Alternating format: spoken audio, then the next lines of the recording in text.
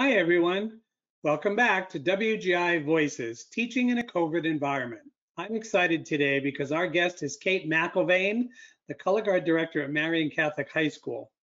Kate has a unique approach to teaching some kids virtually and some kids at home, but it's what she does during the course of the semester challenging her kids that I think is really unique and you'll enjoy.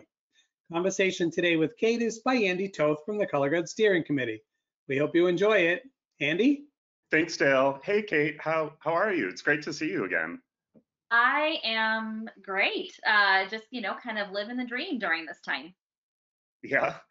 Thanks so much for meeting with us today and for giving us some insight with what your group is doing at Marian Catholic. I know we talked a few weeks back, and you gave us some really good information that I thought we could share with everyone in the community. And the first part is this really unique situation that you have with technology at Marian. Could you describe that for us a little bit? Yeah, we're really lucky at Marian that a number of years ago, our principal initiated a plan to have a one-to-one device policy for all students at Marian. So students there, when they enroll, they get themselves set up with an iPad, and they use that all the time for, books instead of buying big heavy textbooks, and for sharing notes in class and things like that. And so over the last number of years, Marian has been kind of planning, not for this exact situation, but for remote learning. And so, we haven't had a real snow day in years, because when the weather is inclement and kids can't make it to school, they can just kind of switch to virtual learning. And teachers and students are very used to that, where students are using their devices that they have already to complete assignments and things like that. And so when it came time to switch to virtual learning or hybrid learning model, kind of to pivot everything for COVID, we were lucky that we already had a system in place, and it was just a matter of, kind of tightening the screws and ramping everything up so that we knew it could be a nimble system for broader, remote learning every day, or hybrid learning, or whatever the case might be. But we're really lucky that that was already in place. Right. And so, like, what types of activities did you start off with the virtual learning? Was it just you? Were there multiple staff members involved? Sure. Yeah. Once we learned that, our winter season was definitely winding down, wouldn't be able to continue forward as we had hoped, we immediately started planning for how can we keep students engaged? How can we ensure that they're still having a meaningful color guard experience at the end of last school year and heading into this school year? And we took to Zoom. We headed right away to the Zoom world, got pretty crafty pretty quick with how we could utilize Zoom for virtual learning. And we started in early April, really, with just movement classes at first, since we knew students would be inside. The weather is still terrible in Chicago in April, so we couldn't plan for outdoor stuff. But, we had kids give themselves enough space to move their bodies around, and we started thinking about what movement principles we really wanted to foster during this time. We went back to our WGI educational videos and kind of spent time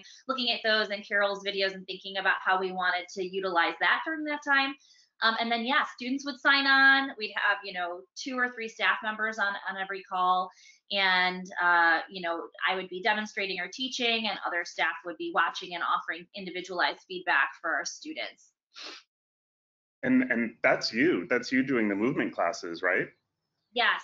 So that's pretty much, that's my main specialty with my degree in dance and my background in movement. And so, yeah, so that was me kind of teaching those right in my living room, right over there, which is sort of wild. And then once we found that model worked in kind of the movement area, we were able to take it on the road, so to speak, and we started.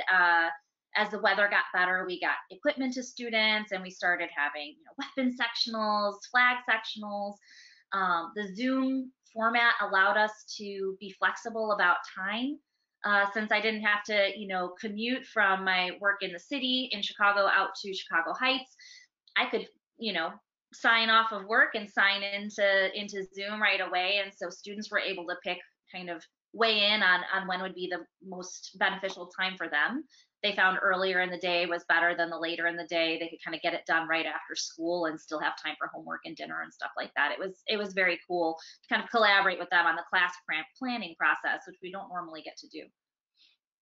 Yeah, that's really great that you were able to get the students involved in the timing of it. So do you think that that helped with class attendance? Oh yeah, for sure. We had pretty strong attendance. Of course, we had to be flexible.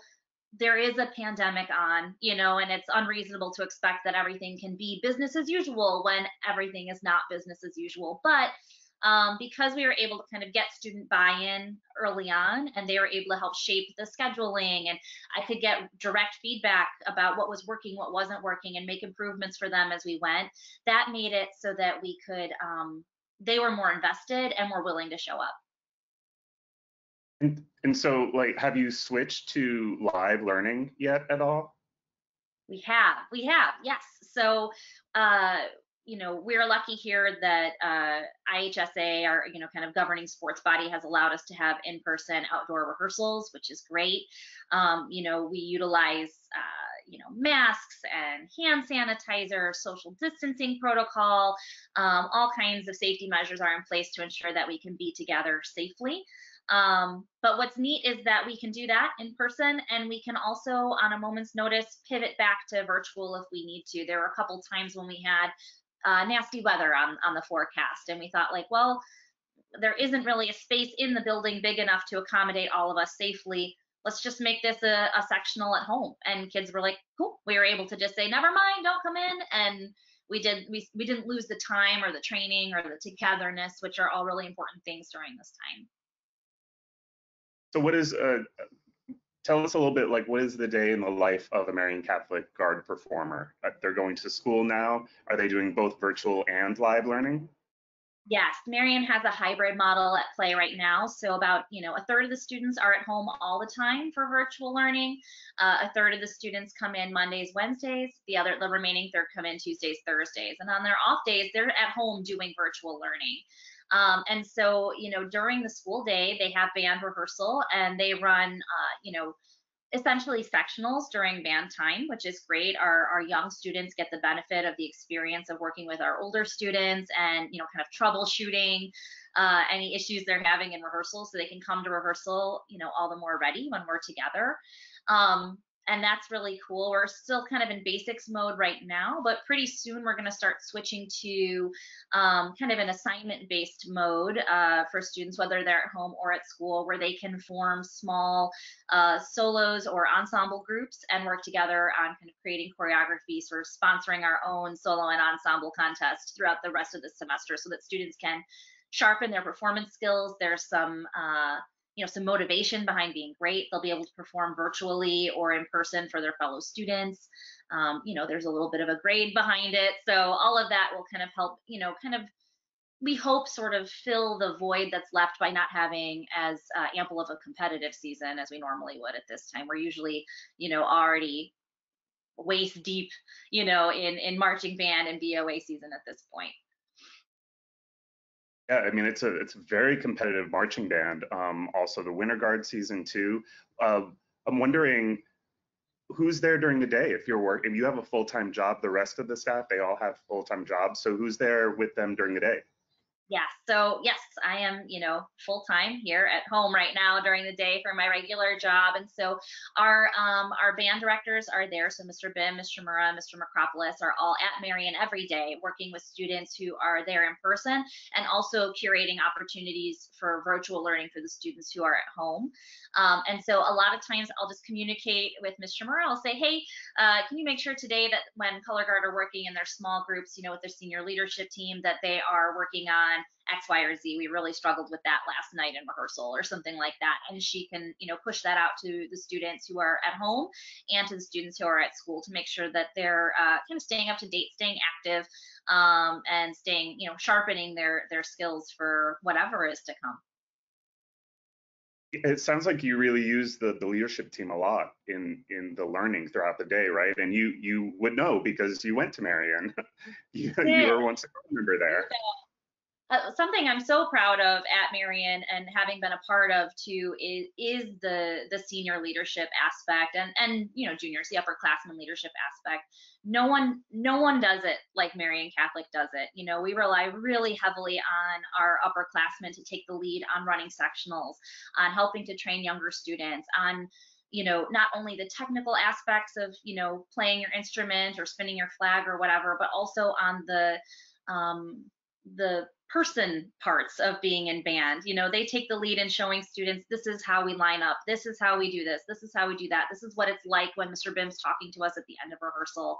And we're so lucky that that has been something that's been so deeply ingrained in the band culture since Greg started, 40 years ago, that it was a natural turnover. Is a kind of a turnkey, and students are like, oh, leadership, sure, leadership during the regular times, no problem. Leadership during a pandemic, we got it. It's the same. We just keep doing what we're doing, keep showing students how to be a part of band, and that's a huge deal. I'm grateful to have benefited from that as a student of the program, as a captain of the color guard, band officer, as a super band nerd. So of course I had my fingers in every pie I could, but I get to reap the benefits now as the color guard director, and to see my students flourishing in leadership positions when it feels tricky to flourish in any way during COVID times.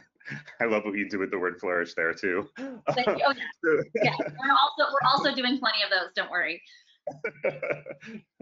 What are you working on now for the band season? Sure. Yeah. So in a typical season during kind of ordinary time, we would be working on 2 shows as a band and color guard. We have kind of what we call our home show, which is, pop tunes and what we would use for training students, kind of how to be in band, how to, field smarts, how to walk on the beat, how to spin your flag at the same time.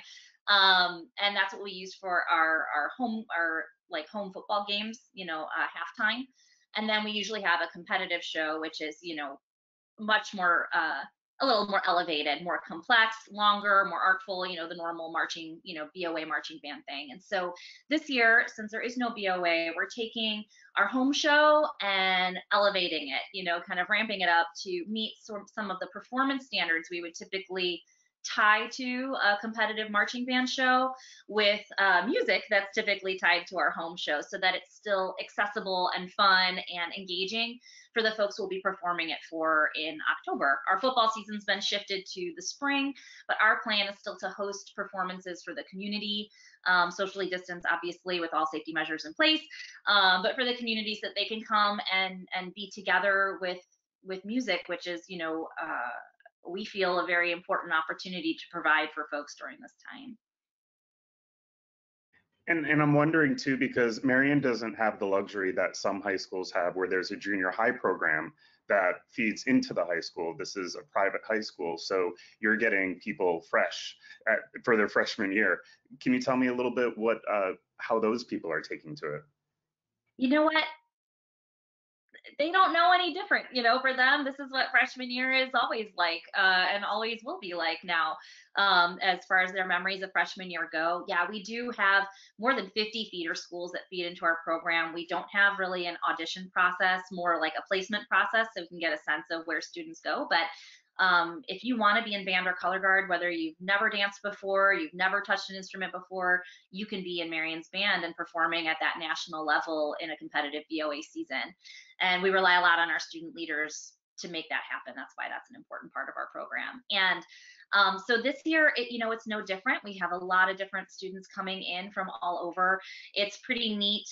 Freshmen were on our dance Zoom calls. It was like, they're like, I'll be there after my 8th grade virtual graduation tonight, then I'll log into that Zoom class. And I'm like, okay, cool.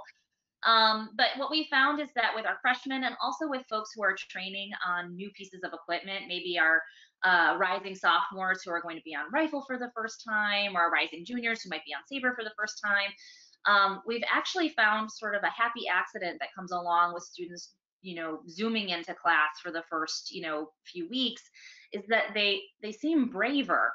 There's less trepidation that comes from being in a group of your peers, and some have been doing this piece of equipment for years. They're really skilled, and feeling like a newbie and being nervous to try because you don't want to drop, because that sound is so terrifying in front of all your peers.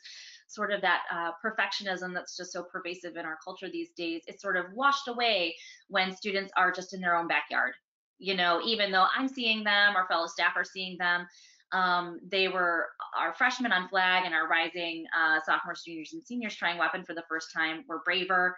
They tried different things more. They were a little more kind of like investigators of their practice.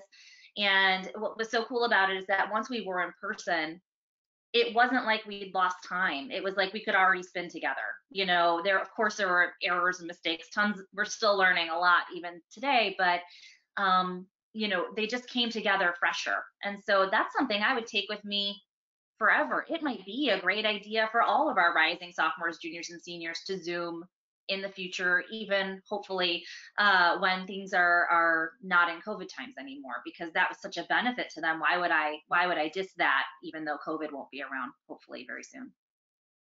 Well, I never thought about that, how that anonymity would be so helpful, especially like learning, like you said, very younger age and being aware of the people around you. I think that that's brilliant. So you would definitely use this, the spiritual learning in the future then. That's wonderful to hear. Cool.